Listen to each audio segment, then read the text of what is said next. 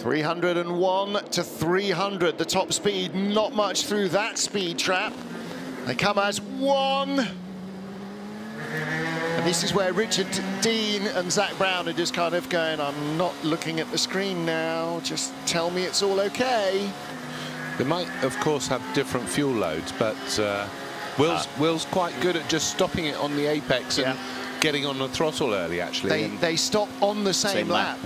Same so lap. They are absolutely identical. Apart from the tyres being a stint older on Will's car, because he got in a stint before Paul, so you have to assume that the tyres were changed there.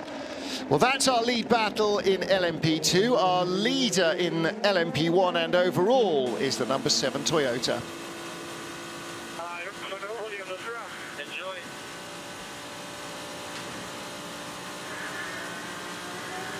Well, I got to enjoy. I don't know what it was that he was talking about that he needs to enjoy, apart from, having fun driving at night. Al, what's the best bit of night for you? The morning. The best bit of night for me is when you've gone through the night and you see the sort of just in the horizon, the sun starting to break, because you've broken the back of the race. If you're, you can start to sort of see lunchtime, and lunchtime on Sunday equals very close to the end. And in that respect, you've kind of done the heavy lifting work, if you call it that. But there is a point in the middle of the night where, probably about now actually, 2:30 maybe to about 4 o'clock local time, where as well, there's less cars on circuit, it's cool, it's much cooler in the cockpit of the car, tyres are holding up better, you can lean on them for faster, for longer, and you've got a certain amount of solitude because you don't see all of the other stuff around you. You've got your narrow tunnel of light out of the front of the car, and you don't have much ambient, so you don't have the distractions of anything else. And it is actually quite nice because it's you and the car and the track. And Jamie, so many drivers who have experienced Le Mans talk about that sort of nighttime serenity where you're in a little zone of your own and occasionally going through the glow of lights past the pits, but otherwise you're just in this little bubble, and it's that in the zone thing that sportsmen and sportswomen have on occasion, and nighttime at Le Mans seems to bring it on. Yeah, it's actually a really nice feeling, actually, in any 24-hour race, because you're probably in your second, third, fourth stint by now.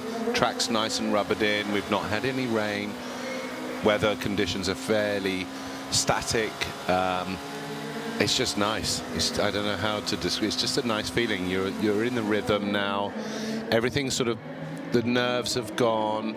You're a bit more relaxed, and yeah, you just sort of. You're just doing your thing, yeah. They leave you alone on the radio just to get on with it. These are some of the best hours for fans to watch the cars and for drivers to be in them. With 12 hours in, 12 hours to go here at Le Mans. Let's hear from Kamui Kobayashi and the team. We have an issue on the right-hand side turbo on the engine. Oh. I keep you updated, we might have to stop. Yes, it's very low on the right. Yellows. That's the lead car. Yellows. Now, they're not being shown anywhere else, but they are being shown on the bridge gantry there, flashing yellow lights and then green beyond. So there is something at the Dunlop Bridge, but also a major drama for the race leader, potentially. Looks like we may have a turbo problem. Just what you want to hear when you're a lap in the lead, you're leading the World Championship and you want to win Le Mans against your teammates that beat you the last 2 years. And 2 minutes ago it was da-da-da-da, yeah, enjoy. Halfway mark of the race now, 12 hours gone, 12 hours to go. Well, they've led for 12 hours. What's going to happen in the next 12? Right-hand side turbo, the problem there is the temperature of the turbo. It sits there at about 900 to 1,000 degrees, and you have to cool it off before you can handle it if they have to change that turbo. That'll be what we in the trade call monkey hot. It's when you take it off and you go, ooh, ooh, ooh, ooh. Yep. drive-through stop-and-go penalty for number 27 Dragon Speed car for speeding in a slow zone. And Renger van der Zande has been in the car long enough that that will be him that incurred and will be forced to serve the penalty. Unless he comes in and does a stop and hands it over to somebody else to serve. The number 3 Rebellion, the number 17 LMP2 IDEX Sport car, and car number 60, which is the Iron Lynx car of Sergio Pianazzola, will all have 10 seconds added to their next pit stop for slow zone infringements. However, no penalty for Augusto Farfus in the 98 Aston, so he clearly was just super professional on the getting the speed scrubbed off in the shortest possible distance to open up that little margin over Charlie Eastwood. And by the way, the AM battle that we were following between Farfus and Charlie Eastwood is a whole 0.4 seconds behind Augusto Farfus, which I think means that the nose of the TF Sport car is halfway up the exhaust of the AMR machine. We've got 2 battles like that, haven't we? We've got the 2 United cars 2/10 apart as they've crossed the line, and then 4/10 for the GTM battle. Fantastic halfway through the race. Listen, 2/10 at this speed, that is barely a car length, is it? Right now, oh, that's the TF Sport Aston Martin right in front. So those two car battles are side by side. There's the AMR car. So the battle for the lead of LMP2 was as close as the battle for the lead in GTE AM, and it has split up itself and the GTE AM battle as Will Owen leapfrogged up the queue, and Paul di Resta couldn't quite stay with him. Now this is what Paul wants. That's what he wants. He wants a run out of that corner with here we go. Will held up, and I have a feeling a move.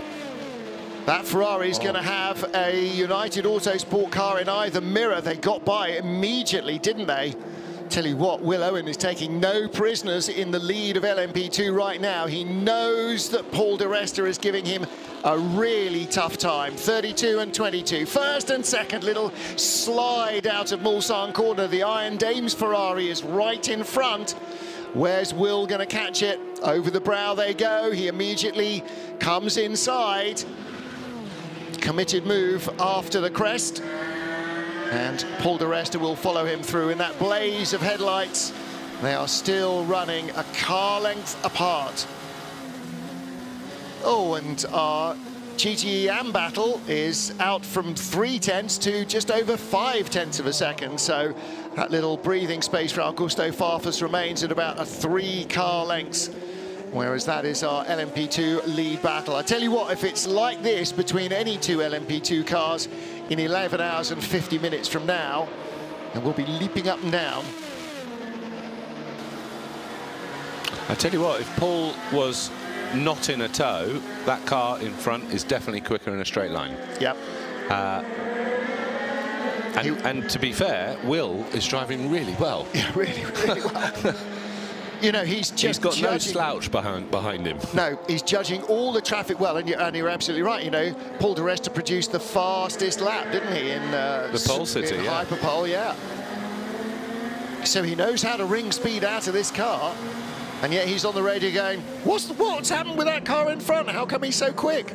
He's got to be very careful, though, because if those 2 cars are first and second in category, 1 minute and 14 ahead of the next car, just to make sure they don't have a silly little tag. Yeah. Richard Dean will be watching.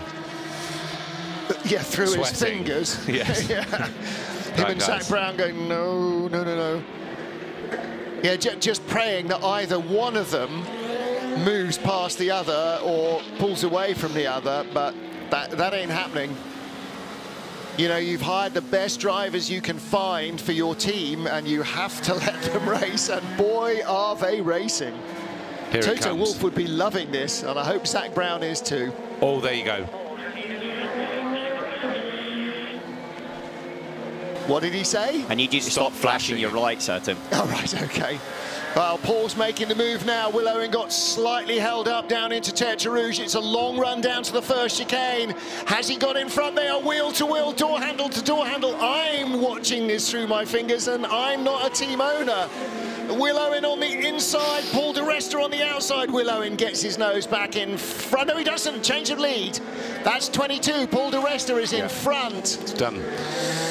Wow, so he came around the outside, cut to the inside, and got the drive down through to take the lead. Now, the question is, without the toe, can he get away? I don't think Will Owen has dropped back much. Paul de Resta spending very little time looking out the front window and much more watching the mirror. I see, he's okay. He's okay at the second chicane. He has got 10-lap newer tyres, so he should, once he gets a few corners in, he should pull a gap, because he looked quicker. He was just struggling to get by him in a straight without taking any risk, of course, their teammates. The problem, of course, is that it was only with the toe that he was staying with Will Owen, and Will now has the toe. Leader in the pit lane, Kamui Kobayashi stays in. And Romain Dumas also in the pit lane in the Rebellion number 3 car. Ah, here we go, turbo change. The race swings towards the number 8 car. They are on a hat-trick, Sebastian Buemi and Kazuki Nakajima. Kamui Kobayashi in the pit lane. 241, that's gone in. Let's see how long it takes to change a turbo. Let's hear from the Toyota team.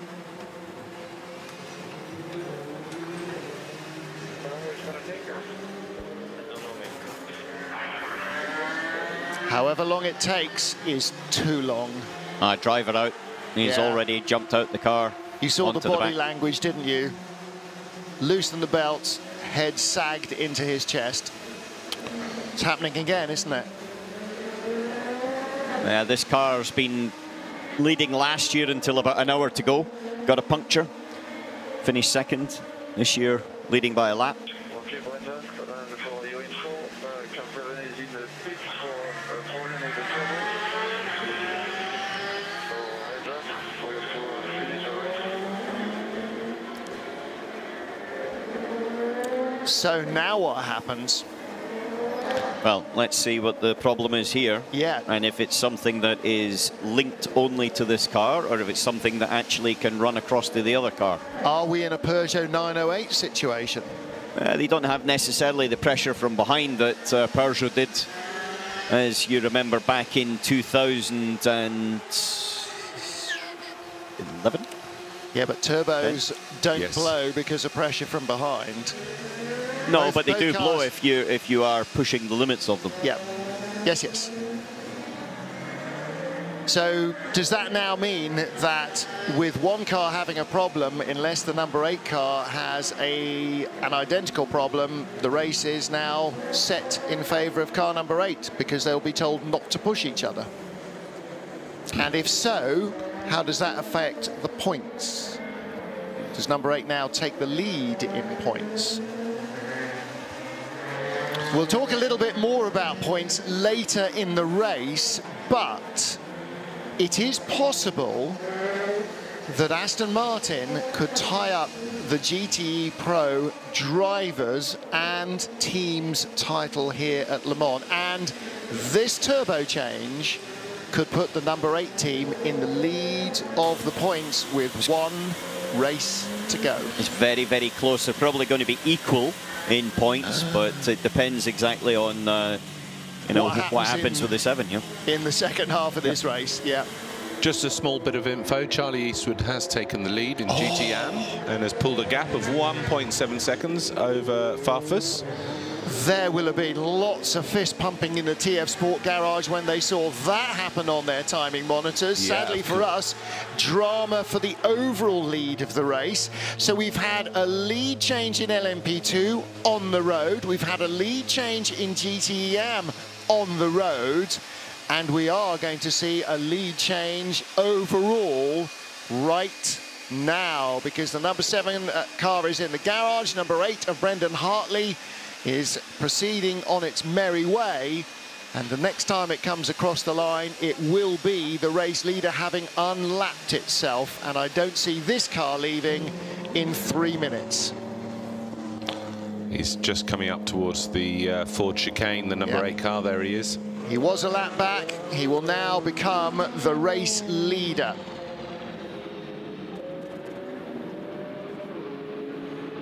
How the pendulum of fortune swings. I know. This is why I love Le Mans, in a way, because you never know what's going to happen. You're racing and fighting against the circuit, the event, the 24 hours, everything else, but it's also why you can hate Le Mans. She can be a cruel, cruel mistress. Yes. If you're in this sort of position where you do everything right and your world just gets pulled from underneath your feet for something you can't control. Got to say, in 30 years of trying, Toyota have had far more bitter pills than almost any team or manufacturer you can possibly think of.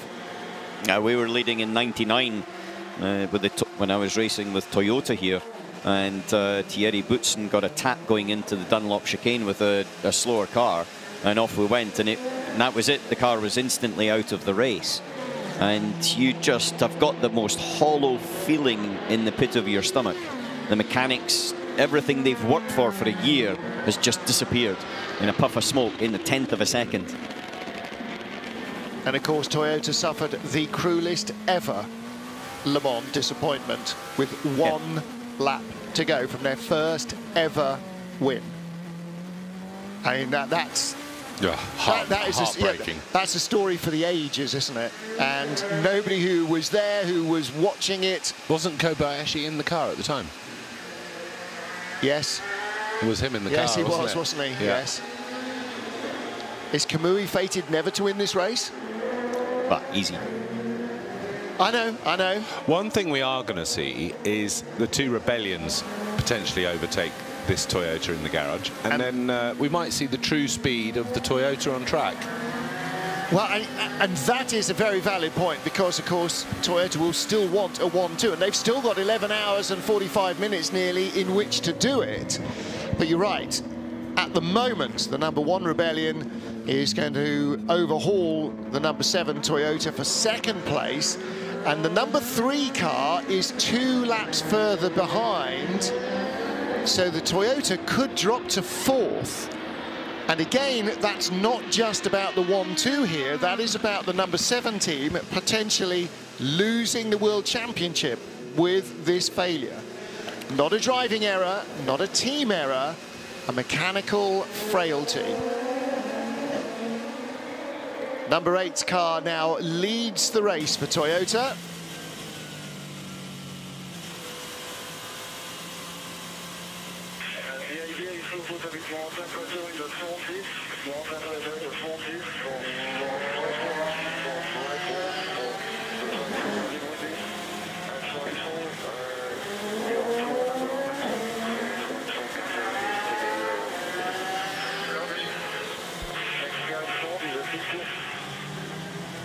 Put more temperature into the front discs for brake wear, so they must be quite cold and being outside of their temperature window. At the beginning of the race, they were actually trying to take temperature out of it because they had a problem with the duct, but now they're trying to get temperature back into it.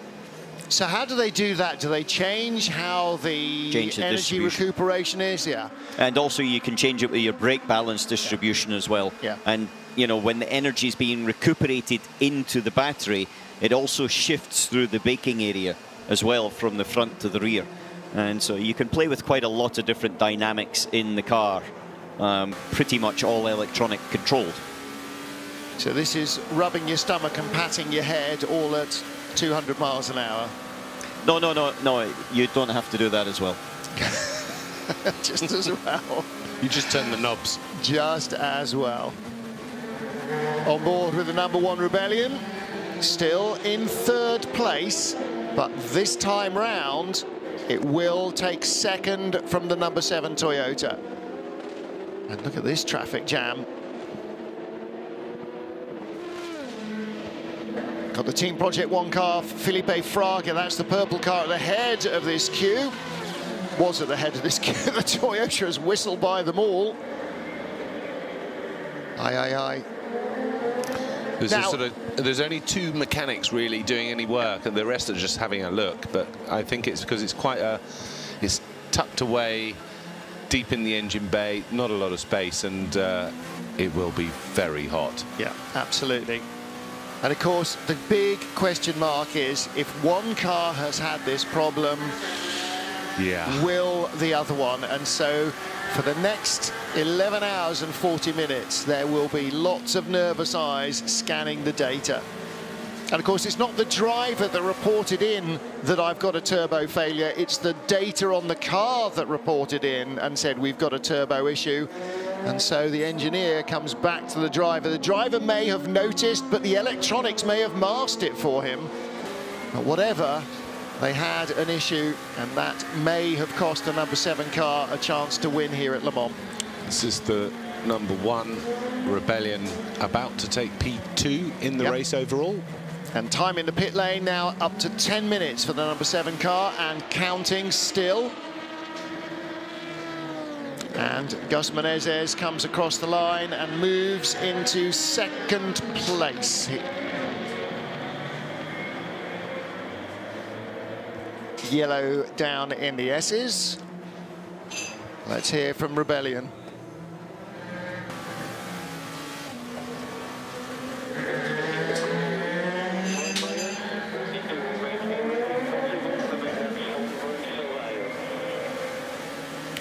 Make the front brake survive, I think it was. Now, either an Iron Lynx Ferrari or possibly a Red River Sport Ferrari, fresh out of the pits, is in the gravel in the S's. It's the 88 Ferrari, Porsche rather. Retired. Yeah, well, everybody thought it retired. Twice. Yeah, I know. Argendelina off backwards. This is the last running car in the race. And yes, it was our very first casualty of the race, wasn't it? In fact, very, very early on in the first handful of laps. Got caught up in somebody else's accident. Tom Preining was off at the Dunlop Bridge on the uphill run into the Dunlop Bridge. Took a long time to get the car restarted. It had an alternator failure in the end. The battery went flat, and then he had to wait around an hour or so to get enough juice back as the battery kind of recovered a bit to get the car fired up. Oh. Coming back in. Yeah, but with a slightly heavy heart, I think.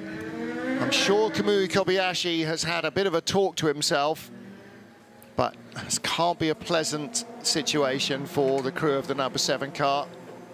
11 minutes so far. Yep.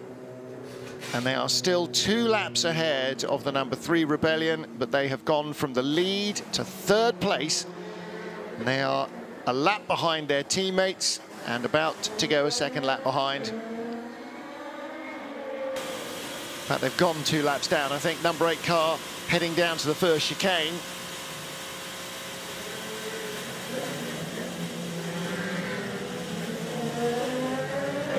And of course, as heartbreaking as it is at the moment for the number 7 team, for the guys in number 8, your teammate has had a turbo failure. Oh, this is going to be an excruciatingly long 11 hours and 40 minutes, because if it can happen to them, right there is the sword of Damocles hanging over your head. 26 still having trouble with getting shut down and getting fired up. Oh, they just wanted to wait for topping up the pressurized oil system on the G-Drive car. Nico Jensen heads back out, the young Dane. Spent the last couple of seasons racing very successfully, very quickly indeed, in Ferrari GT cars, and now in the G-Drive squad in its LMP2 race leader. They need to be doing a bit more staying off the curbs. Paul di Resta's now pulled a 12-second gap on his teammate Will Owen. Will's just come into the pit lane. And that means Paul will be coming in as well. But remember, Will's had his time in the car. That's 3 stints for him, so I think it'll switch to Alex Brundle. So in fact, if Will is in the pits now, they have stopped on the same lap up until now, but Paul di Resta will go a lap longer because he was in front, so he's gone by. I think they've actually decided brought to Will in split a lap the cars. early. Yeah, just so they're not parked together all the time. Kiwi Brendan Hartley, our race leader. Le Mans winner, but not with Toyota. Outlap for Charlie Eastwood, 4-second lead over Farfus. So that battle continues with the same drivers. And that means Gusto should be in the next lap or two. Was he a couple of laps out of sync with Charlie Eastwood in the 98 car versus the 90? No, Farfus pitted about 2 laps ago. Ah, okay. So they're not far apart. No, not at all. Pro's not as exciting as normal, is it? 14 seconds apart, the Ferrari and the Aston of Collado and Lynn. Unfortunately, the Pro class, the top 3, got away by 2 safety cars from everybody else. And so now with the 71 Ferrari having that problem with the front suspension that put Sam Bird off the road, then we're down to 2 in the top 3. So AF Corsa and Aston Martin, each with a dog in the hunt, and everybody else a lap behind, led by Richard Westbrook. In 3rd with Jules Gounon in the Risi Competizione Ferrari in 4th, and Jimmy Bruni in the only competitive Porsche in 5th place. And in fact, the 6th and 7th GT and 8th GT cars on the road are all the top 3 in GT-AM. 21 is in the pit lane. Juan Pablo Montoya bringing in the Dragon Speed car. He drops down from 12th now to 14th place behind Matt McMurray in Algarve Pro and Giorgio Sanaggiotto in the Cetilar car. Is that a bit of action around about the brake master cylinders there, Jamie? Could be. There was quite a lot of work like that going on in free practice on Thursday for Cignetec Alpine, and they never left the pit lane. There was a lot of work going on. LMP2 has definitely been a class of fragility this year. Really it's a has. class of speed, though. You've got to say the cars are actually getting 2 things. One, they're very quick.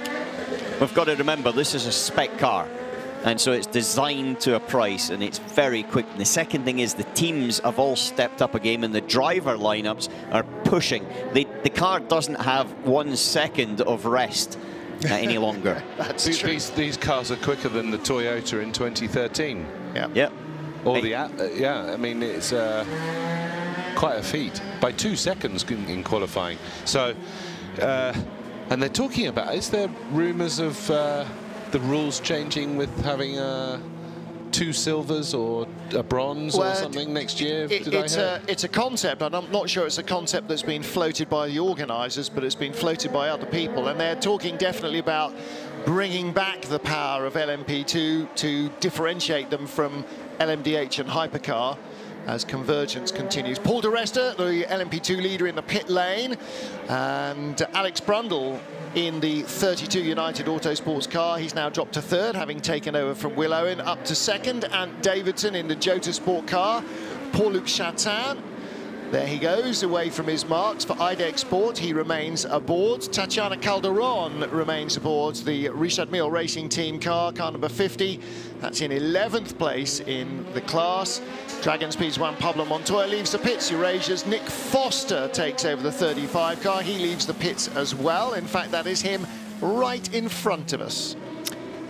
Just picking up on one thing as we see the leader, United Autosport, Paul di Resta, going out the pits. I'm not sure if we've said it or whether we saw it, but Charlie Eastwood has overtaken Augusto Farfus in the GTE AM battle. Jamie documented that, being our Aston Martin exponent. and when I talked about it, it was 1.7 up to 3.4 now. Yeah, he's pulling a good margin out over Gusto. So the TF Sport car, run by Tom Ferrier's private team, ahead of the AMR factory run ProDrive entry. Picking gubbins out of the wheel arches there at Jota. 38 car in P3 at the moment. Yeah, not a bad run so far for this car. 4th place, Panis Racing, the number 31 car. Mathieu Vazivière still at the wheel of that car. So Michelin 1-2, Goodyear 3-4. Brendan Hartley back in the pits for service. The race leader, Kamui Kobayashi, now down to 4th place. That car still has not left the pit lane. The number 7 Toyota, a long stop. But it's going to be 4 more laps before it loses a position to the LMP2 leader, and that will be a further 15 minutes stationary. Oh, that's the car, the 88, isn't it? That's yes, that's just come a long way out of the gravel, hasn't it? Yeah. Oh dear. Try and rejoin on the hard shoulder before you build up to speed. That's proper Billy driving there, I'm afraid. Yeah. Real Top Gear 10 stuff. Here is our overall classification. Toyota 1-2, oh, hang on a minute, no. Toyota 1-4 with the number 7 car still in the pit lane. Rebellion up to 2nd and 3rd, and hoping that there's another Toyota turbo failure somewhere. United Autosports 1-2 in LMP2 ahead of Jota, Panis, G-Drive and Graf. In the GT Pro class, AF Corsa ahead of AMR. So Ferrari ahead of Aston Martin, and then a lap gap back to the 3rd placed Aston Martin, who's being chased by Risi Competizioni's Ferrari and the remaining healthy factory Porsche.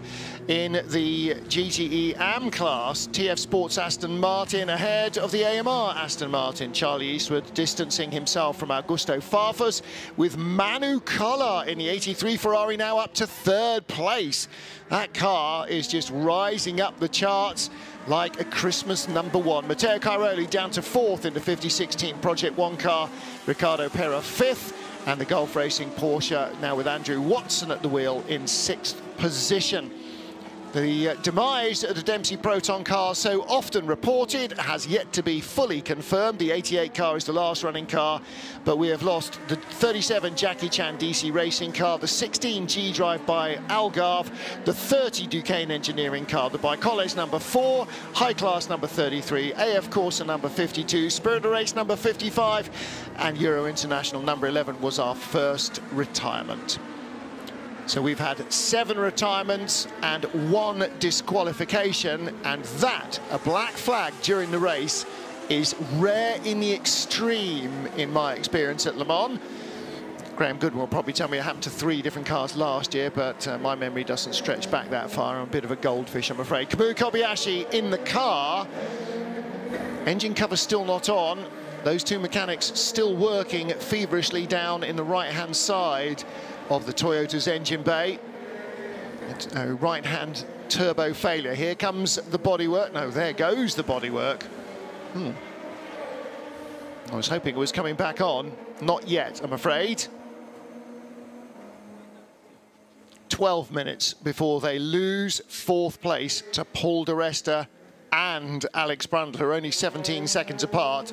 It's unlikely the Toyota will come out between the 2 of them. It'll either be in front or behind both, you would think. Good 20 minutes, isn't it? 21 minutes it's been in the pits now, so turbo change takes a tad longer than Kobayashi thought. He's been sitting in there for about 10 minutes. Well, he probably got out to have a comfort break, didn't he? You know, you hydrate so much that when you stop, the first thing you need is a leak. Should we go and take him a chocolate bar? Do you know, I'd be taking his belt off him right now, just in case.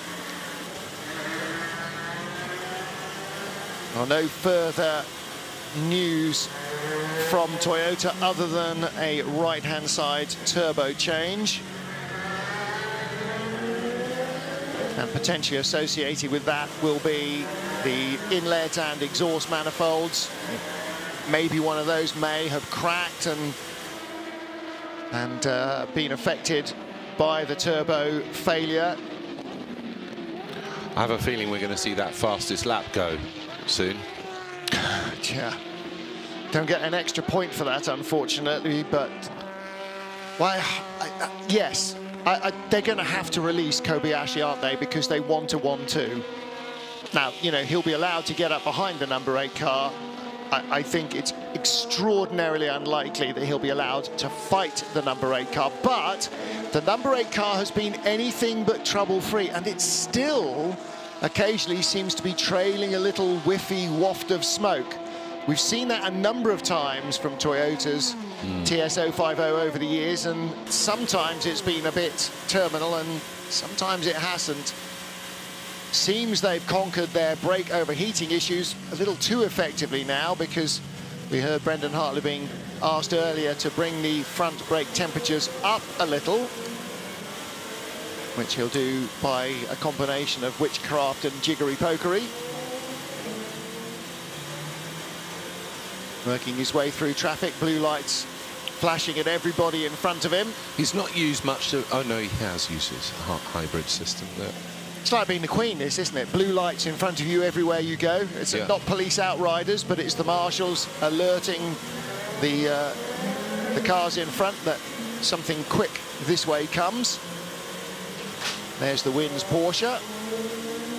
Currently in the hands of Felipe Fraga, down in 18th place.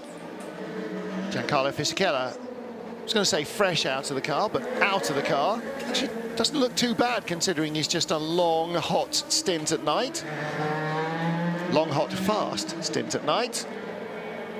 Oh, you know how I said maybe Augusto Farfus just really professionally nailed that entry into the slow zone? He didn't, did he? No. 10-second penalty added to the next pit stop of car 98 for a slow zone infringement. Told you. That'll put Charlie a good 13 seconds in the lead. Ladies and gentlemen of the jury, never argue with Mr. McNish, brackets A, brackets. In fact, I've learned rarely to try and argue with Scottish racing drivers. David Leslie started me down that path of being correct because he knows what he's talking about and I rarely do. First car I ever drove was a David Leslie Racing Formula Vauxhall Junior at Knockhill. First car Alan ever drove was a... David Leslie Racing Formula Ford at Knockhill. Yeah. Did it snow when you drove the first time? Yeah. Yeah. Well, it must have been July the 23rd. Did neither of you get a chance to race at Ingliston? Yeah, I did, yeah. Oh, there you go. Father Leslie said, don't worry, the track will be ready by 10:30. He didn't specify what day, did he? There's always a codicil with Father David. At 7:30 in the morning, I was looking at it thinking, wow. Yeah. It's all right, we'll get the snowplow out, son. Where was he from? French, wasn't he? Leslie. Alan McNish does a remarkably accurate David Leslie advising young racing driver voice. Complete with all the... It would take you right back, Jamie, to when you were a younger lad than you are now. Yeah. I remember my first test at Silverstone, and David said, I'm going to get... He had a spare car. He got in the car, and he said, I want you to follow me around for a few laps. And after about 5 laps, we went back into the pit lane, and he said, right, I'm going to go a bit quicker. I said, well, I hope so, because you're like a chicane. How did that go down? He just sort of looked at me and went, right then. Right. Yeah. Yep. Yep. Father and son relationship, for those that don't know, that started the careers of many racing drivers, and I don't think there's many teams in this world that have got Le Mans winners, world champions, Indy 500 winners, Monaco Grand Prix winners to their credit that slipped through their hands in the space of, what, 5 years? I think he even had the occasional non-Scottish driver in the team, didn't he?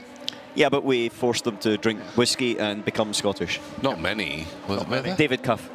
Oh, yes. One. Cuffy. Well, he was a David, so that was sort of halfway in the family. 2 laps until Paul Di Resta, our LMP2 leader, takes 4th place from Kamui Kobayashi's Toyota. This is painful. I've got to say, this. I find this extremely painful, seeing Kobayashi sitting there now, knowing that he's got to drive the next 11.5 hours, but without necessarily very much to go for. With not being allowed to win. Unless the other car blows a turbo. Yeah, but he's still got to catch back the laps to the Rebellion. 3 laps down on the 3rd place car. In half an hour, in half a race, they will catch the Rebellion. They've got the pace. They had more than 3 laps, or they had 3 laps over it in the first 12 hours. They can make it back up, but he can't sit there much longer. Of course, the Rebellion then we pre-assume has to go trouble-free through the rest of the race, and that's by no means guaranteed either. As you said before, Alan, Le Mans is a very cruel mistress. Of 59 cars here, 55 will go away broken-hearted. That's not great odds.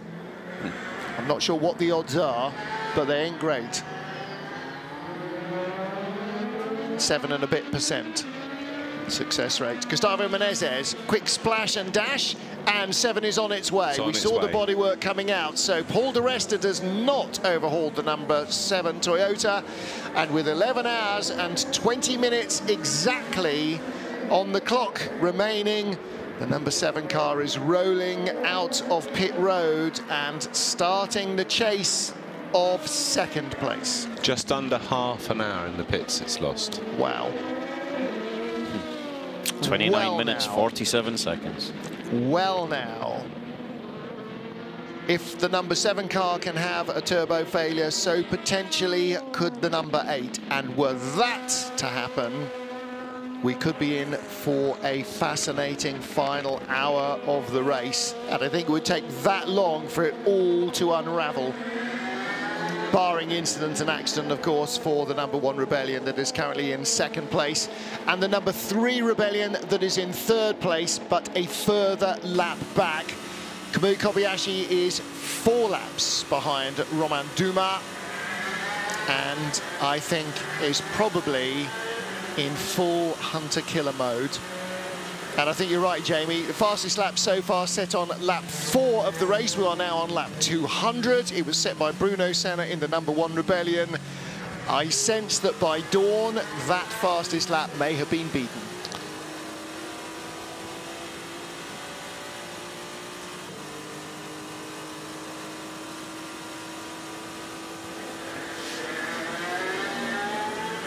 I wonder...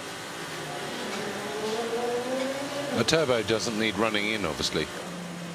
It better not. It better not. It better be fit and forget. Because I don't think Kamui is going to spare the horses in this one.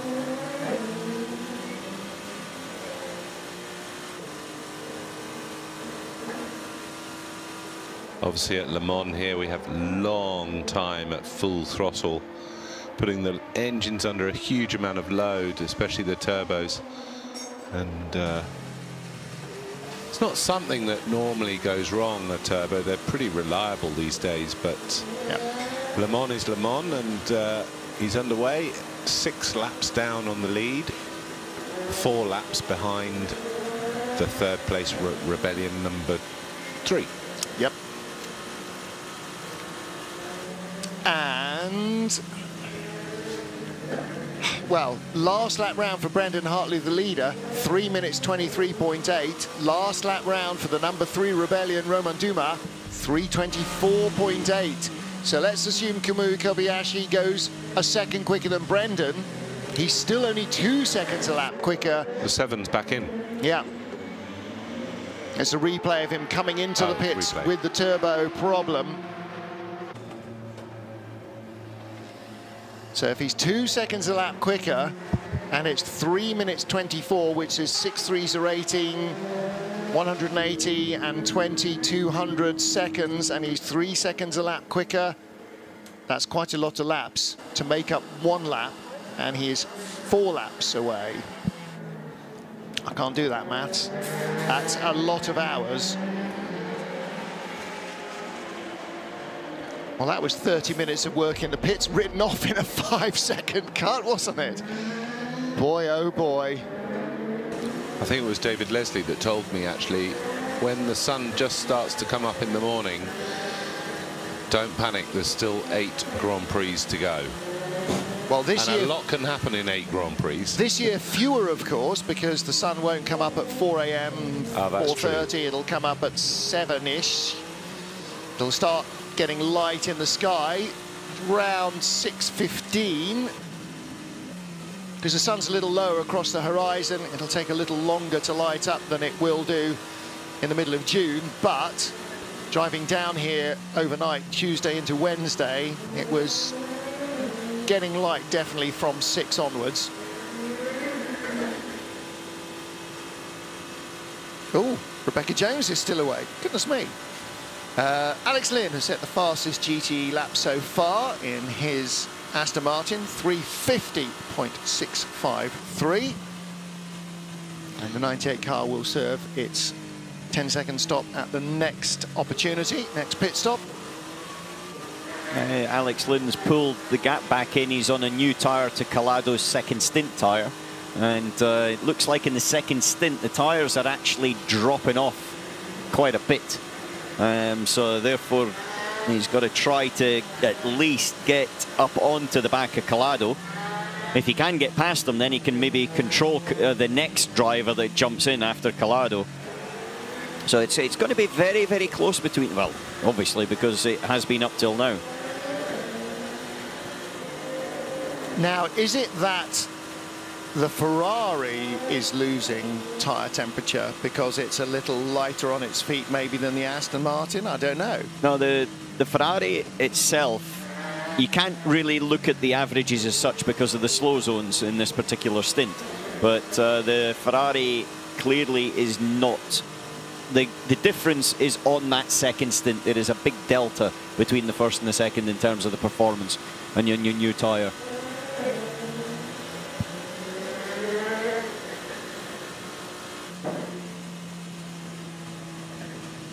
More LMP2 pit stops. The 6th place car now, Graf Racing, Charles Milesi has taken that over. It's been passed by Mikkel Jensen, the G-Drive car up to 5th. And Nico Lapierre arrives in the pits for Cool Racing. He will stay in. Giorgio Giotto has left the pits again. The bronze-rated driver in the Cetillard number 47 car in 13th place. Not sure how many stints Giorgio has done now. He must be fast approaching the minimum drive time that he needs to complete in the race. Alex Brundle has taken around about 4 seconds, 3 or 4 seconds out of Paul di Resta over the last few laps. He was 17 behind after the pit stop. Of course, he would have taken tyres. So that was the sort of 17 seconds difference in the stops. And now at 13.4 behind. So Alex doing a good job. Obviously got fresh rubber. Yes, his tyres will be 2 stints nearer than Paul's, won't they? Because Paul di Resta came in a stint after Will Owen. Of course, a Ferrari by 3.6 seconds from 97 Aston, and a 3rd placed car, the 95 Aston Martin, a lap back. Just a lap back. The Dane train, why is that so far back? Just not being quick enough. Not enough Danes on board. No, it had it got split by the safety car. But it wasn't quick enough before that. No. Well, they were 1-2 early in the race, yeah, and then they were 2-3, and they dropped back and dropped back. But the pure performance hasn't quite been there for whatever reason with that car. They were 40 seconds back on pace before they got split. Yeah, and I don't know why. Ask Rebecca, she'll know. That's another fastest lap for Alex Lynn. 3 in a row. He's done a 50.6, 50.4, and a 50.3. It's obviously a good time of day for Aston Martins. It's funny, so he's jumped in the car and he's feeling good. He's obviously done a stint already in the night. He's jumped in it, three fastest laps for the car, and that's what we were talking about earlier, just being in that zone and feeling comfortable and in your own space and getting on with the job. The other thing is it starts to put a lot more pressure again. Make sure that the Ferrari guys can't actually sit back and relax. They've got to keep the pressure on. And you saw what happened with the 71. They had a technical problem. Yep. And the more pressure you put on these guys, the more chance that's the case. On the flip side of it, the more you're pushing, the more risk that you've got as well. But this is a game of risk and reward, and you do have to risk. The Dane train lost time behind the safety car. Yeah, they did, yep. Yeah. But they were, if I look at my averages, then they're just slow. That was definitely one part of it, no question. But as well, on pure pace, they haven't quite had the pace of the 97.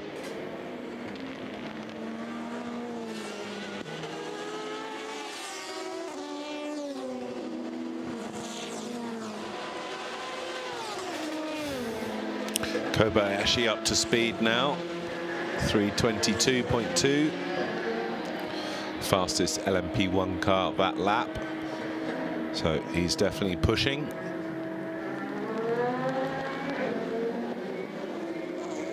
Has Brundle just made a stop? No. 11 seconds, 11.8 seconds, 3:31.5. Well, a second a lap. He's catching him, yeah, good half a second a lap, I think. Battle for position there. That Ferrari behind that Aston Martin. That's the Pro Class car of Davide Rigon. Is it behind Augusto Farfus? No, it's not. It's James Collado behind Augusto Farfus. So it's the now in front of Augusto Farfus. It's the 98 Aston, and they're the next car. No, hang on a minute. I think it's Collado and Lynn. Is Lynn that close? Yes, he is. Yeah. Collado, he's 1.8 behind. Oh, yes, he was. Yeah. He really has closed the gap, and that's the 97 car. Yep. And the 95 car is between them. That's the Dane train. The interloper, yes. So the Dane train has now gone a lap down. James Collado has just gone by the 95 Aston. Alex is thinking now, thanks very much to who's in that car at the moment. Richard Westbrook's in that car. He's thinking, brilliant, I've got a teammate between me and that Ferrari. Yeah, can they use it though? Let's see what the Aston Martin team have to say.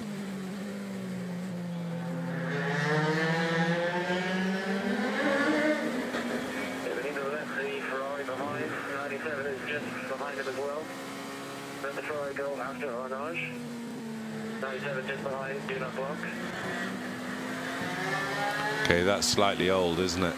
It is, but it's also very, very fair by Aston to say, you know, do not block the Ferrari. Yeah, very fair. But the Ferrari hasn't actually... remember he said let him by after Arnage, but Ferrari's still in... I know... The Ferrari's passed. Passed, yeah. Is that an Aston? Yes. No, now you've got Alex Lynn, and Alex has also got past the Westbrook as well. Yeah. So it's now Collado and Lynn 1-2 in the race, split by 0.8 of a second. So these two lights are leaders and second in GTE Pro. And the car behind them is third, but now a lap down rather than two safety cars down. It's like a bungee cord between these two. They just sort of keep going in and out and in and out. Sometimes it's one ahead of the other, but you know, they haven't really been separated by very much all the way through this race. Another fastest lap from Lynn. Same lap time, 50.3, but a few hundredths quicker. Opportunity maybe coming up ahead at the next chicane, because I think they'll probably get towards that Porsche that's up ahead of them by there.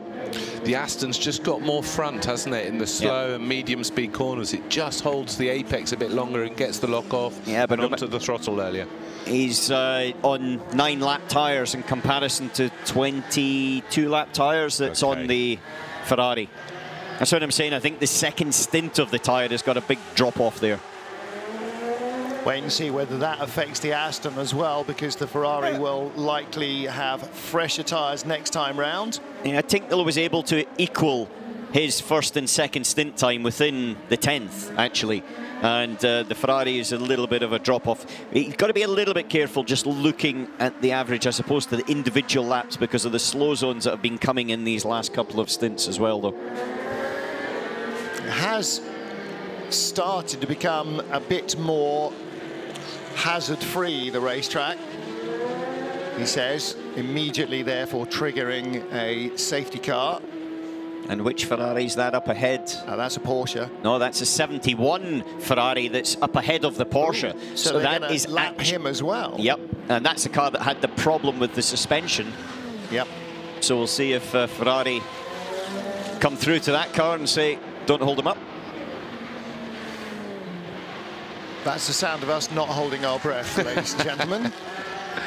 Well, hopefully they will. You know, you want your guy to have a fair race. You want the guy behind to have a fair race. Look, what goes around comes around. There's no question about it.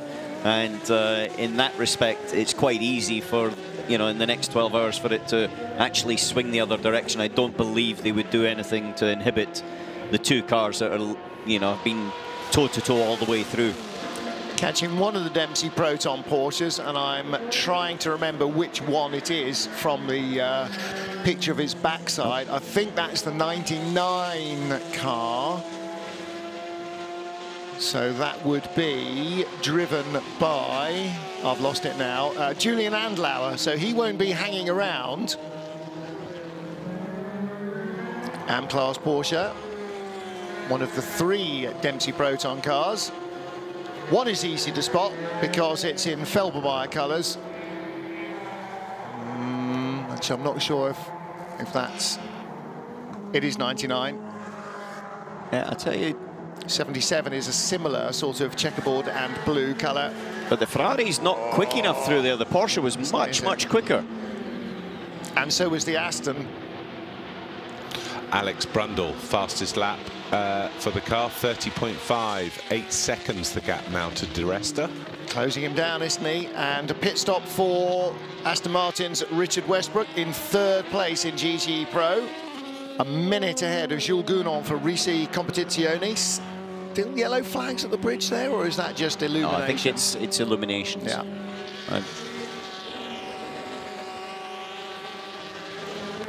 Right, it's got to be down the straight. He's got to try and get a slingshot through here, but the Ferrari's quick through there, I have to say.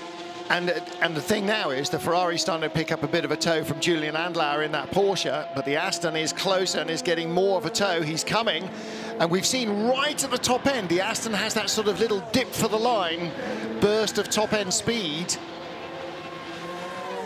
He's very close. Not sure who the first set of lights is. There's Andlauer, and here... No, there's Andlauer now. And there is the battle right behind. The Ferrari is now jammed up behind Julian Andlauer's Porsche. And again, Andlauer not hanging around or wanting to give away time, because he's 20 seconds behind Jan Magnussen in the JMW Ferrari. In the fight for 8th. Yeah. In fact, Ben Barker is half a second behind Com Ledigar, or he was until Com Ledigar came out to the pit lane. In there somewhere is our lead battle. Where's the Aston? No, that's 71. Yep. So Both have got past. That's the car in front of the car in front, and the Aston has got by, yes. So the next car up the road is the 71 Porsche, driven by Davide Rigon. 71 Ferrari. That's the one. And he goes by another Ferrari, judging by the rear lights. So who is that? Well, there's 51 and 97. 2 Ferraris in front. And the other one is the Red River Ferrari. So that's the first car they'll come up against, the Red River Sport car, being driven by... Johnny Mollum. Johnny Mollum, yeah, still Johnny. So he's been doing his level best to stay out of other people's battles.